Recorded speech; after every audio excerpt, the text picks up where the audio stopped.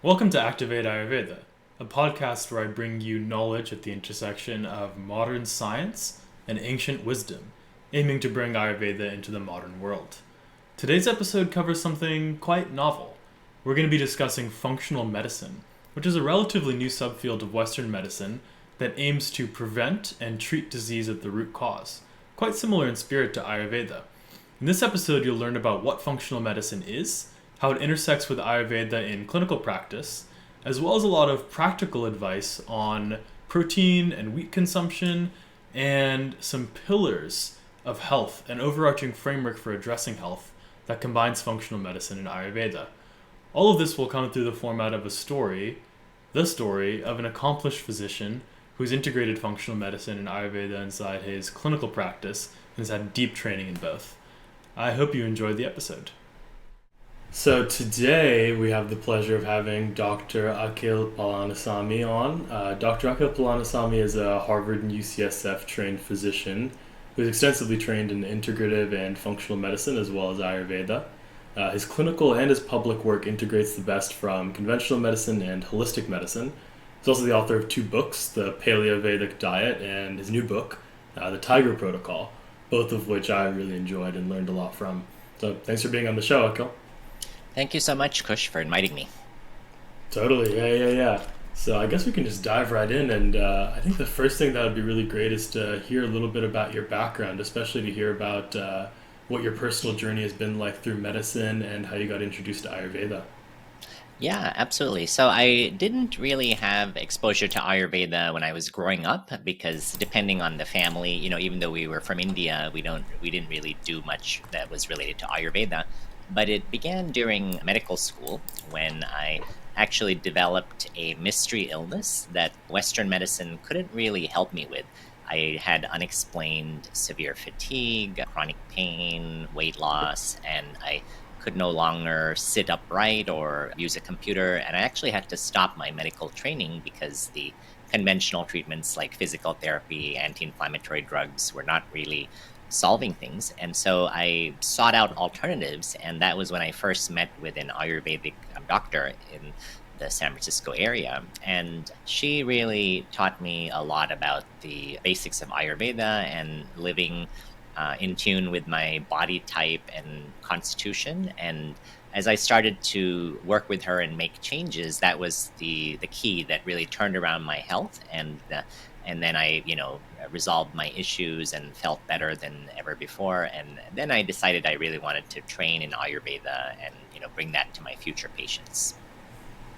Wow, amazing! I mean, that's a really good first-hand way to learn the power of a system or to Yes. learn the effectiveness.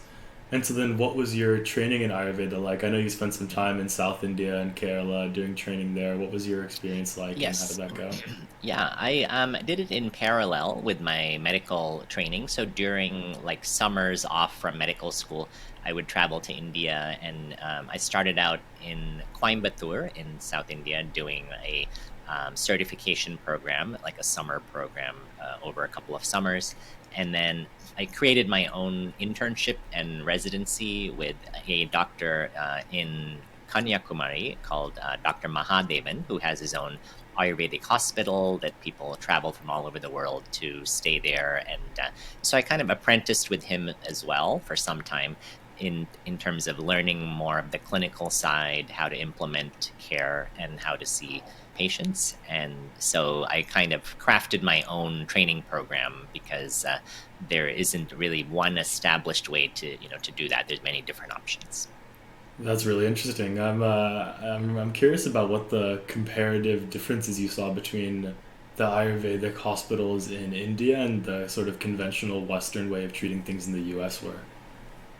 Oh, well, very different. I mean, I think in terms of Ayurveda, that is one of the key strengths is that it's focused on prevention. And in Ayurveda, there's 6 stages of disease, and symptoms only appear really in like stage 4 or 5. So the first 3 stages are asymptomatic. And that's the difference with Western medicine because we really rely on symptoms and lab tests. And that is usually only in stage like 4 or 5 or later of disease, which is much harder to treat.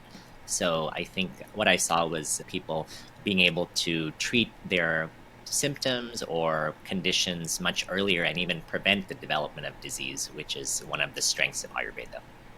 Interesting. Okay. And how have you managed to translate that sort of framework or preventative approach to your medical practice here in the U.S.? Yeah, so I fortunately practice at a center where we do integrative medicine 100% of the time. So I get to really include Ayurveda and other modalities within integrative medicine. So after training in Ayurveda, I completed a fellowship in integrative medicine with Andrew Weil at the University of Arizona. And that gave me a broader exposure to other systems within integrative medicine, like Chinese medicine, herbal medicine, mind body therapies. And so I kind of draw from a wide variety of things. And so in our first appointment with each patient, we actually spend an hour and a half. So we really get time to get to know them. And then I like to understand their preferences and what they would like to use in terms of like different tools and approaches. Interesting. Okay. And it's really interesting that you have this sort of broad training in integrative medicine and a bunch of different systems. Do you see like comparative advantages and disadvantages to the different systems that you use inside your practice? Yes, I think that, the other system that I also use a lot is called functional medicine, which is a newer system that seeks to diagnose and treat imbalances in the function of different organ systems like the gut microbiome, hormones, the detox pathways.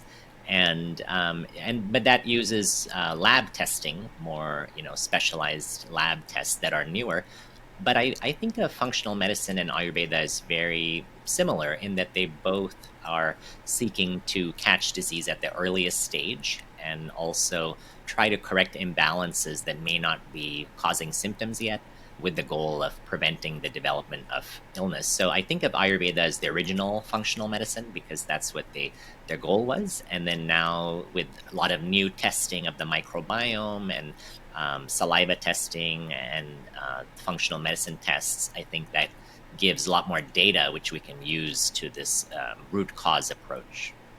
Interesting. And how do you see functional medicine and Ayurveda integrating? And then I'm also curious about places in which potentially the two systems disagree or have contradictory perspectives and how you resolve those. Yeah, I think that, one thing with functional medicine is there's less emphasis of spirituality and the mind body connection and the role of those non-physical factors, which Ayurveda really focuses on. And I think that is a real strength because we know that, mind, body, spirit are really interconnected. And so that's one area where I feel functional medicine doesn't really focus at all, but Ayurveda has so much to offer in that. And besides that, in terms of general principles of seeking the root cause, looking at the gut microbiome, or in Ayurveda, it's the concept of the Agni, which is a digestive fire. Both systems really believe that disease starts in the gut, and that's very consistent with how I operate and treat my patients. Really interesting.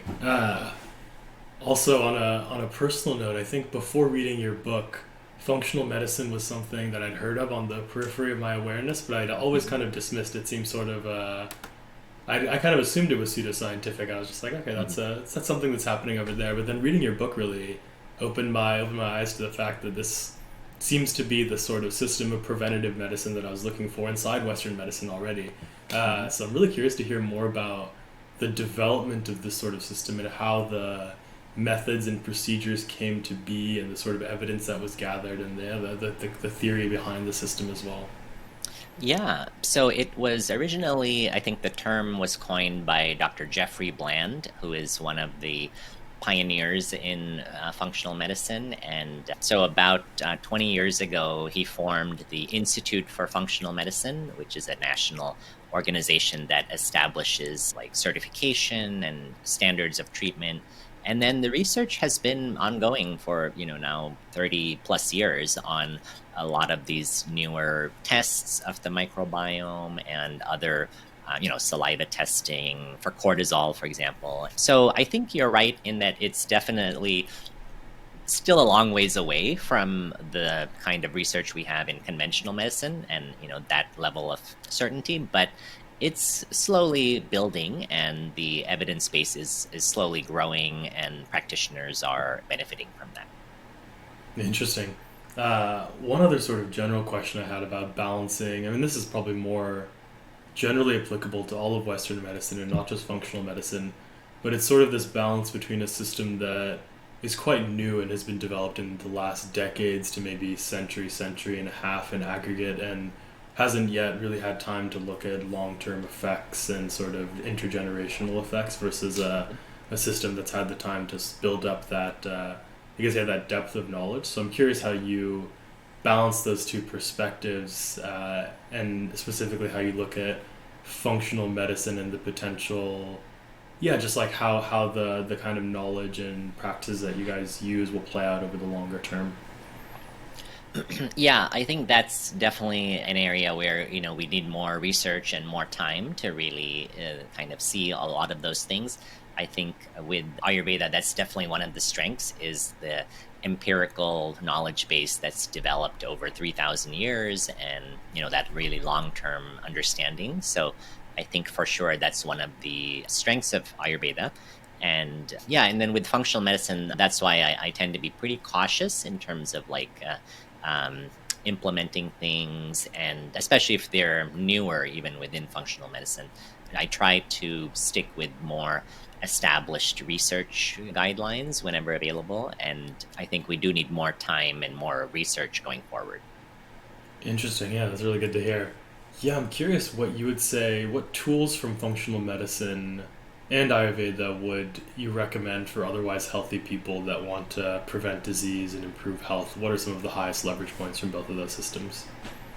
I think just focusing on the basics like the diet and yeah, I think with exercise, there's just more and more benefit and more research coming out, regularly about how it's just really transformative. And I think for me personally, exercise has been a game changer in terms of my own health and my daily life. So I really like to emphasize that and spend a lot of time optimizing that with people. So I think Hmm.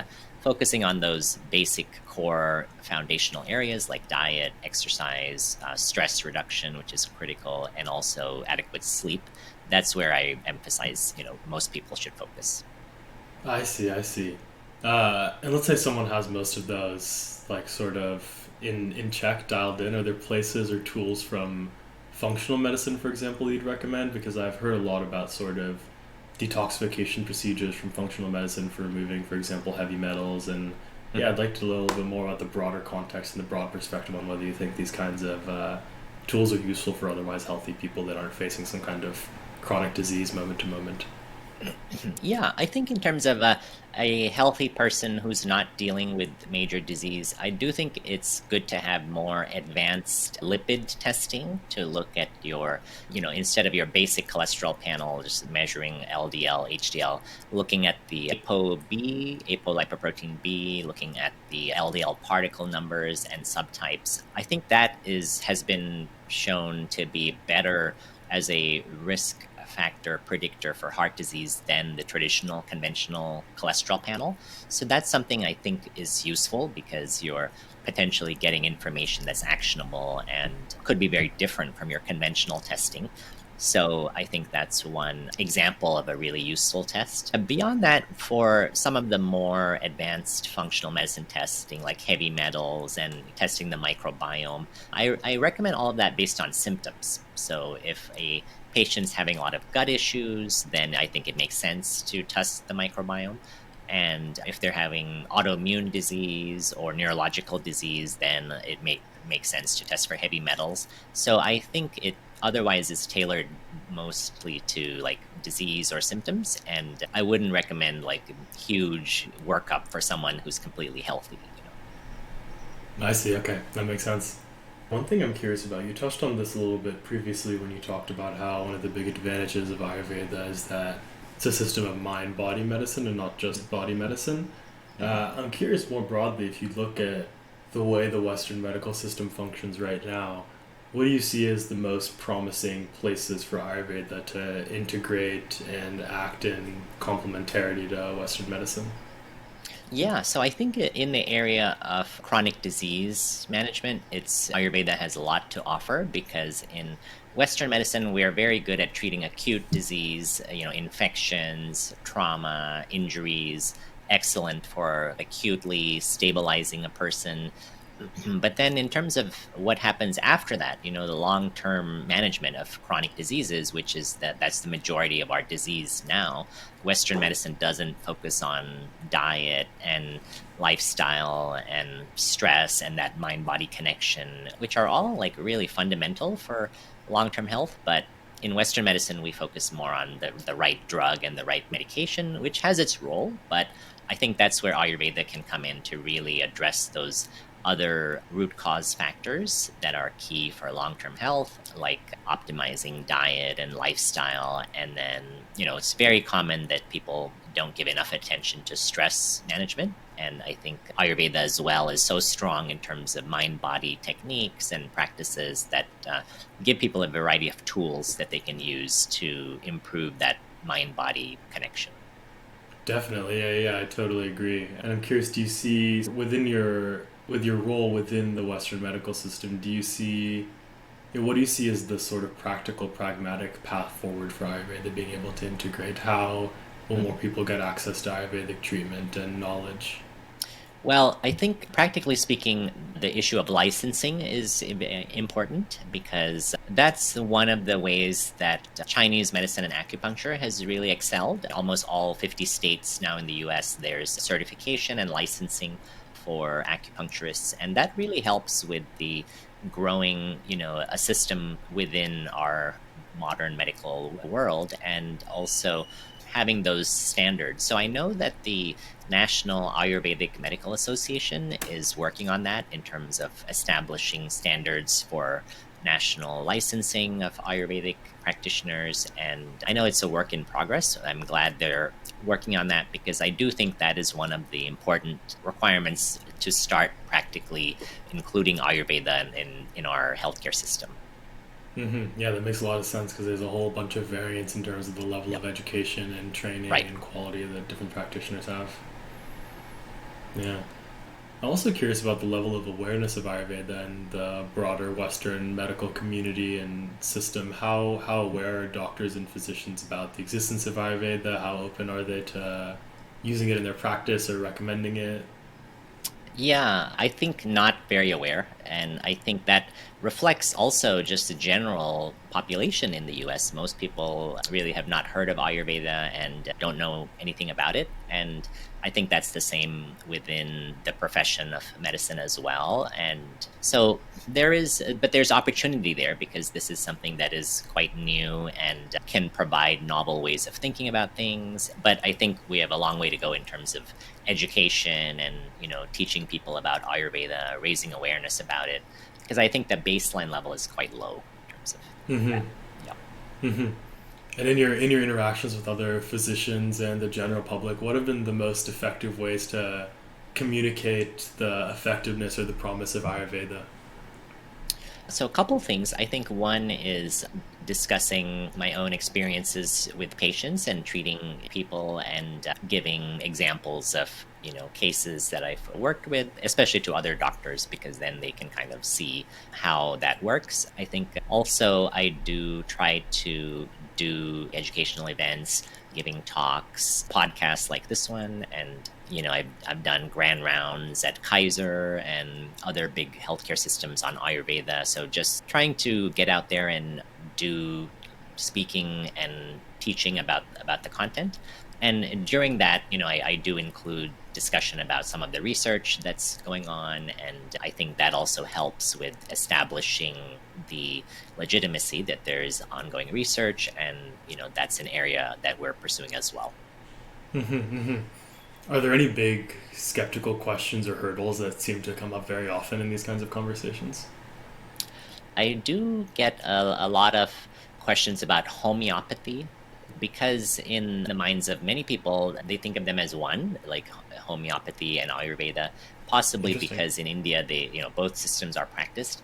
And then with homeopathy, the idea that you don't have any active molecules of the substance within the medicine, and because it's so diluted, that is a real barrier to many people's understanding of homeopathy. And so that is a common misunderstanding that they're one system. And so I often have to explain, no, Ayurveda is completely different. Homeopathy came from Germany. There's completely different philosophy, and the science is completely different. So.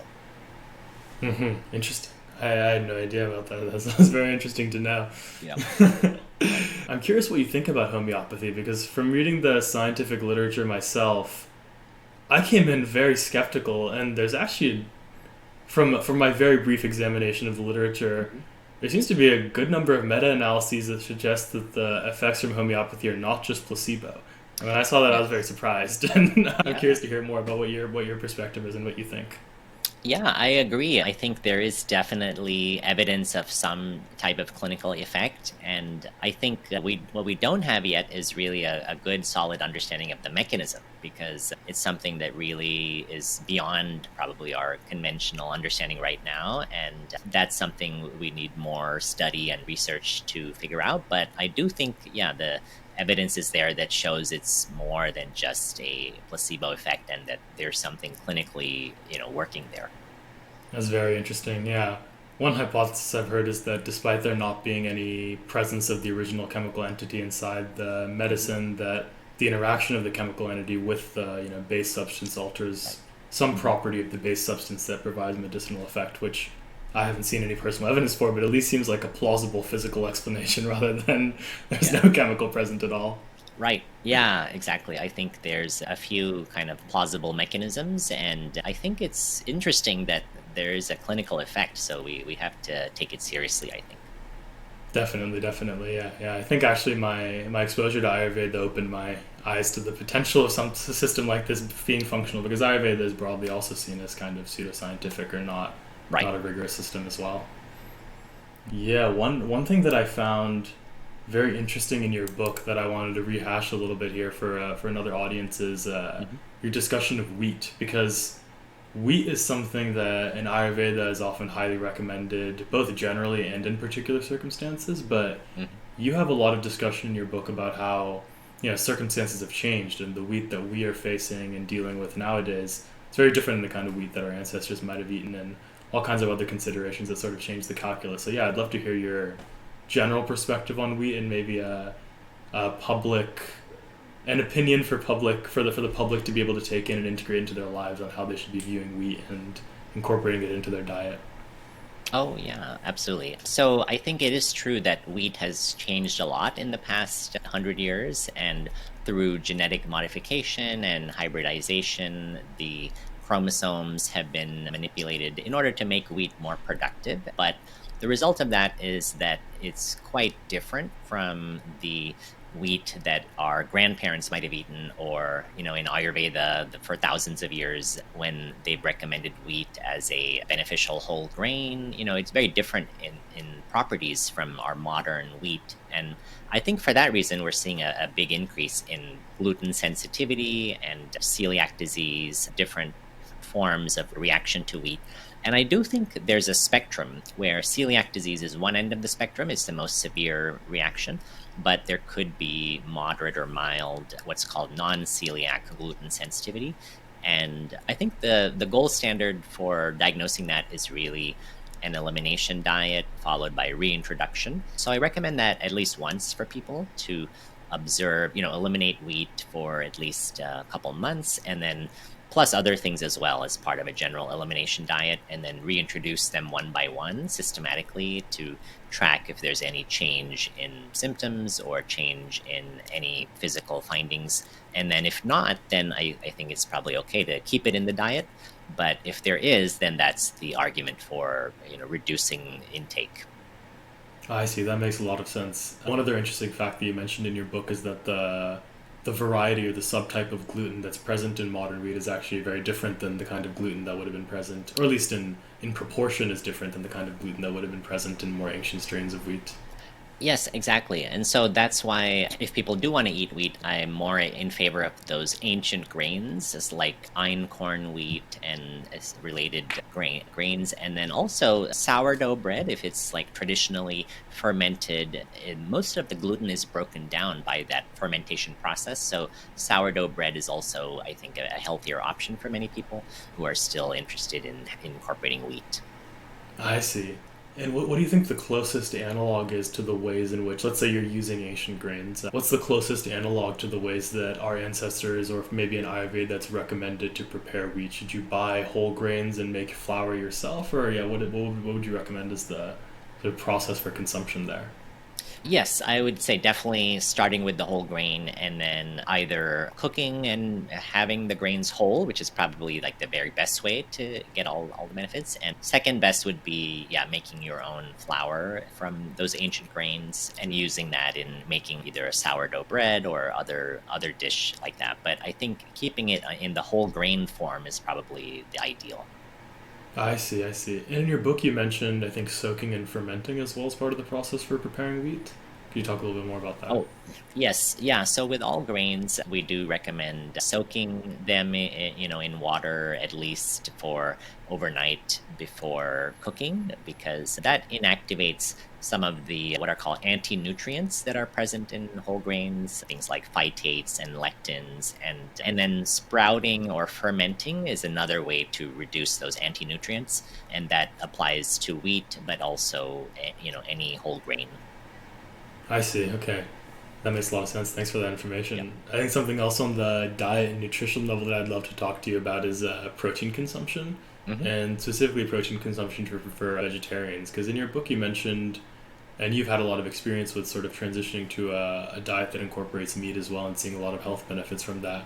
But Hmm. for people that may still want to remain vegetarian but increase or like understand how to relate to their protein consumption, Hmm. I'd love to hear more about that, especially because a lot of the ways to get adequate quantity of protein for a vegetarian either include high consumption of soy, Hmm. gluten, or some kind of processed protein powder. So yeah, I'd love to hear your opinions on that.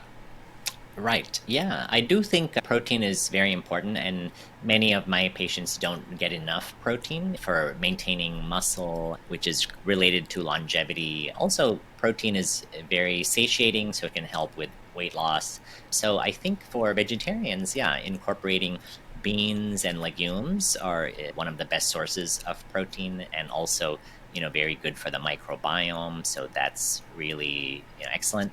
And then fermented soy, like tofu, tempeh, miso, I think is not harmful in any way. I'm more concerned about like the processed soy products, like the fake meats and fake sausages and stuff. I would avoid those, but fermented, soy products I think can be healthy. And then nuts and seeds are excellent in terms of protein as well. So yeah, and with Ayurveda, generally it's recommended not to do too much of the protein powders because they're highly processed. Right. Instead, using foods like the whole foods I mentioned is better. Totally, that makes sense. I'm curious for one thing on the soy products. Do you think is regular in your clinical experiences is regular consumption, like let's say daily consumption of these kinds of relatively unprocessed soy products, still healthy? I think so, yeah. The research is actually pretty favorable on the health benefits of consuming soy as long as it's in this unprocessed and fermented form, and seems to reduce risk of in women, risk of breast cancer. It's protective against that. And then in men, there's no evidence that it really disrupts testosterone or, causes other hormone imbalances, things which are in the blogosphere. But I don't think the research really shows that the regular consumption is harmful. Interesting. Okay, that's really helpful. I would have thought that it would be so because it seems like there's parts of the world where regular consumption of soy Yeah. products is a part of their diet, and so I would Yeah. think that would Some be of the yeah. healthiest populations like Japan and so forth. Yeah, yeah. One other question out of personal curiosity. It seems like historically, in India, for example, there's a large portion of the population that is vegetarian and is following an Ayurvedic diet Hmm. or something close to an Ayurvedic diet. And these kinds of more proteinaceous substances like soy wouldn't have been available to them. And if you kind of just run back of the envelope calculations on how much protein you're getting if you're just intaking legumes and nuts, it's like significantly below what people would recommend in the West, especially if you're active and building muscle mass. So Hmm. I'm just, it's kind of just an open question of curiosity for me. Were these people just protein deficient? Are large parts of India on vegetarian diets protein deficient? Like what is here? What is happening here? Oh, yeah. Well, I think there's a big difference between optimal intake and minimum required intake.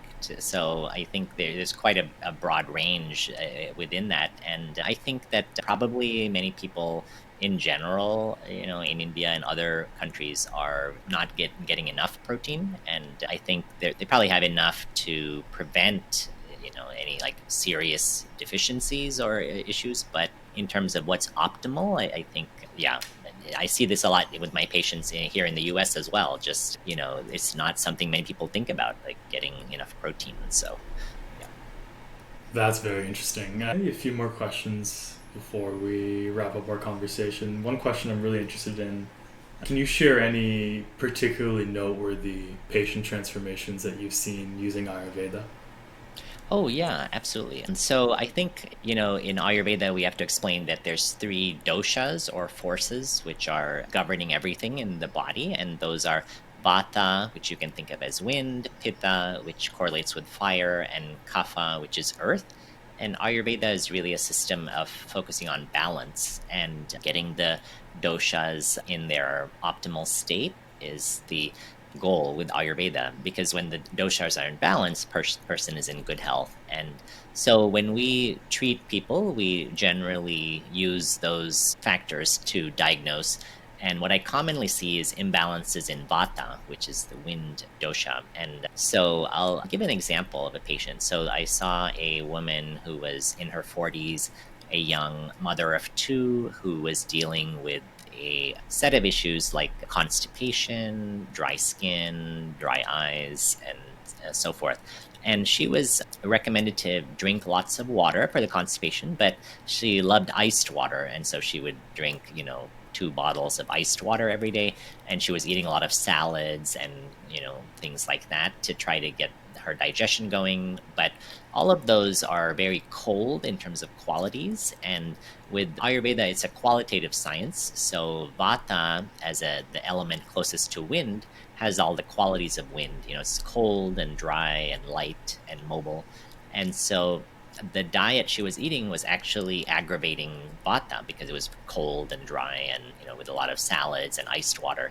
And so I saw her and then actually had her begin to change the diet, switch away from salads to more cooked vegetables, more stews and soups, and more nourishing foods for Vata dosha.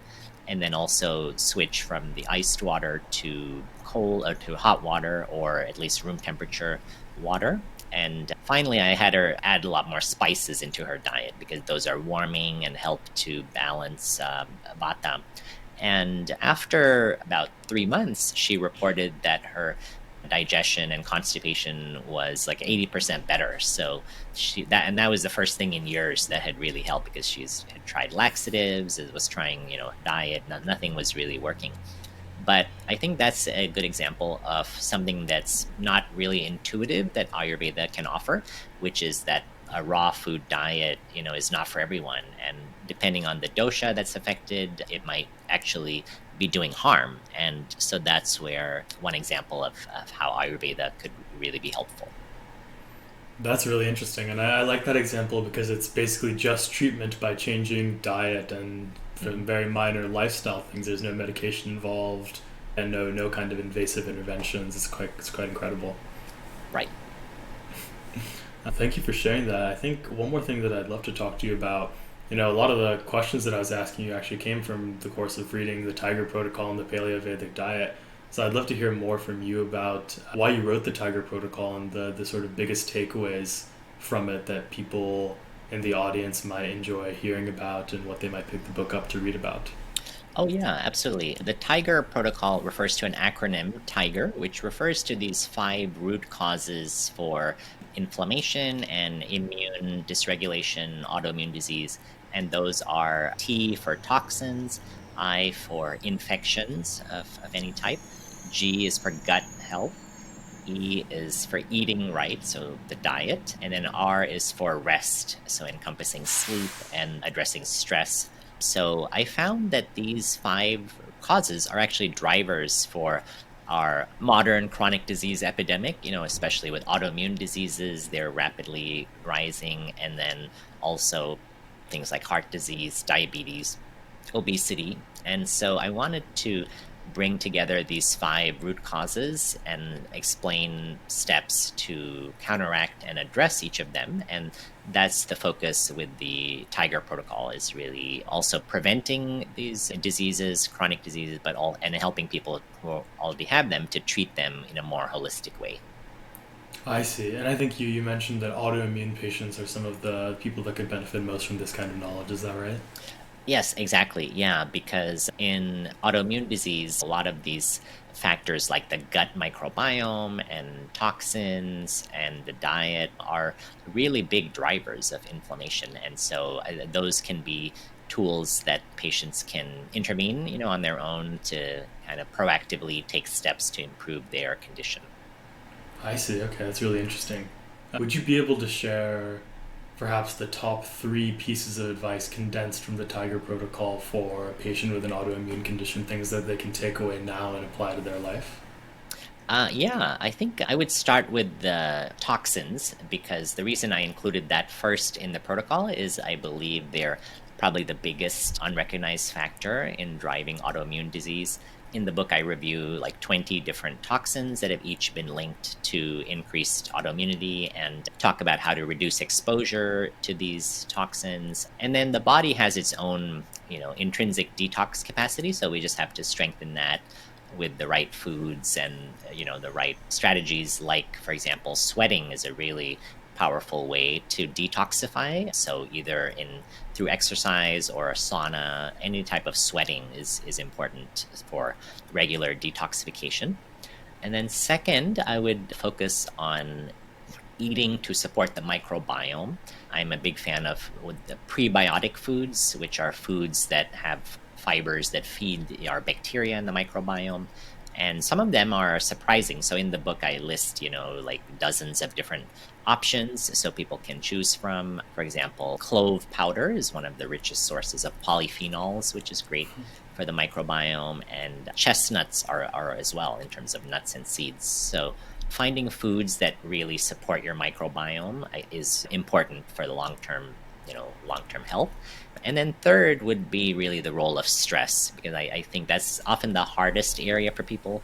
It's very challenging to make changes in your life, to start incorporating mind body practices. But I think the reward is correspondingly high in terms of the benefits for your long-term health to addressing stress. So I would say those three things. That's amazing. Well, thank you so much, Dr. Akil. I think we had a nice blend of very practical advice, some nice theoretical discussions, and some pragmatic discussions about the state of medicine and the state of Ayurveda. So, yeah, thank you so much for being on the podcast. Maybe the last thing that would be great to share is where listeners can find more about you, your book, and more information if they want to keep learning. Oh, sure. Yeah, thank you, Kush. I really enjoyed our conversation. So there's a couple of websites. People could go to either thetigerprotocol.com to learn more about my new book. So either thetigerprotocol.com or my website, which is drakil.com, doctorakil.com. Either of those are good places to start to learn more about my work. Sounds good, and I'll be sure to put those links in the description as well so people can check them out from there. Well, awesome. Thank you so much, Dr. Akil. Thank you, Kush. Yeah, I enjoyed our conversation today.